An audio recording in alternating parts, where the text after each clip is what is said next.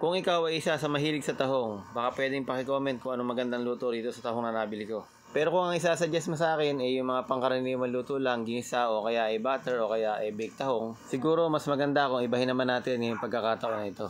Tamang-tama, umuulan dito sa amin, parang mas masarap tong sabawan. Yun nga lang, medyo may kaliitan yung mga nabili kong tahong. Hindi ko alam kung bakit maliliit pa ang tahong ngayon. Siguro mas maganda, mga ilang buwan pa, siguro malalaki na sila. Sabi ko nga kanina, masarap dito sa sabawan. Siguro mas maganda kung lalagyan natin ng mga gulay-gulay. Kaya namitas muna ako ng mga ilang pirasong gulay sa kapitbahay namin. Nagpaalam na lang ako sa puno para naman mapagbigyan ako. Kaya naman kompleto yung tanim nilang gulay. Meron silang sitaw, ampalaya, okra. Pero itong nabili ko sa palengke ay kakaiba. Abay tinalupa na yung labanos kaya nga hindi na ako mahihirapan pa.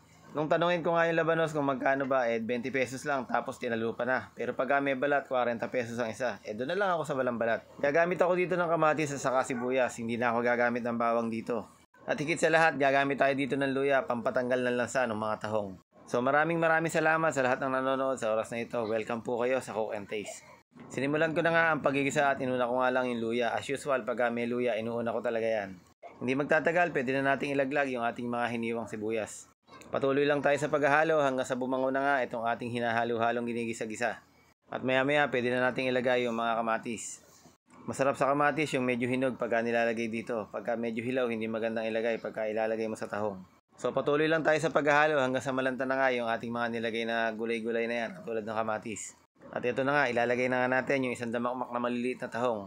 Kaya siguro mura yung tahong na nabili ko kasi nga maliliit. 20 pesos ang isang balot, 2 balot yung binili ko. So 40 pesos lahat yung nakikita nyo na yan.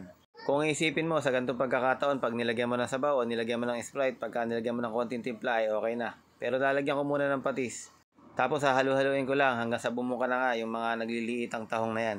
Dahil nga madali lang naman siyang bumuka, madali lang din natin yan maluluto. Ngayon naman lalagyan lang natin ito ng sabaw. Depende na nga sa inyo kung gaano karaming sabaw ang ilalagay nyo. Siyempre, pagka marami kayo sa bahay, damihan nyo yung sabaw. Nilagay na nga natin yung mga sitaw saka yung labanos. At hihintayin lang natin na maglambutan itong mga nilagay nating gulay na ito. Ito nga kasi yung pinakamatigas sa ating gulay. Mga ilang minuto pa nga ang nakalipas, nilahok ko na din yung mga okra. Tapos ilalagay na rin natin yung 2 pirasong siling haba. Papalambutin lang natin ito ng bonggang-bongga hanggang sa lumambot na nga yung ating mga gulay-gulay na yan. At bago ka mag-comment, bago mo i-bash yung niluto ko, lalagyan muna natin ito ng sinigang powder para nga mas kompleto yung lasa. Siguro itatanong mo rin ano ba lasa ng sinigang na tahong. Pero sabi ko nga sa'yo, bago mo i-judge, mas maganda kung subukan mo muna. Abay napakasarap nito pag natikman mo. Yung dating nakasanayan mong luto sa tahong baka mamaya baguhin mo at ito naman yung gawin mo.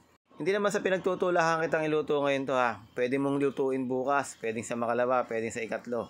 Hanggat mura nga yung mga tahong, gawin mo na at baka mamaya mapamahal pa yan, magpapasko, ikaw rin, magulat ka pa at siguradong sasabihin mo, dapat pala, inuna ko nang bumili ng tahong kaysa bumili ng regalo.